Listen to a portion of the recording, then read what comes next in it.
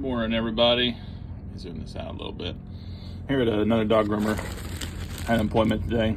So it looks like they've got 7 7s, 1 10, and a 4 and 2 scissors.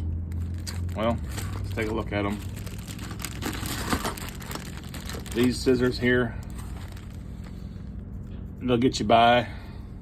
I don't recommend these. Some anvils.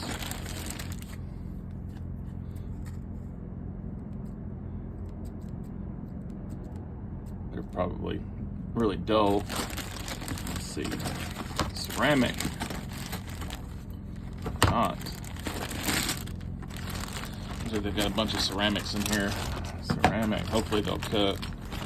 Ceramic. Steel.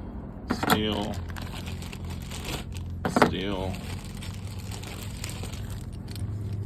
Steel and steel. So there's a few ceramics in there that I'm gonna have to double check, make sure they work real well. If not, I'll have to replace that ceramic blade, because sometimes they'll have chips in them that are really, really hard to see. They'll be really fine chips and they just won't cut well. Really need to look at them.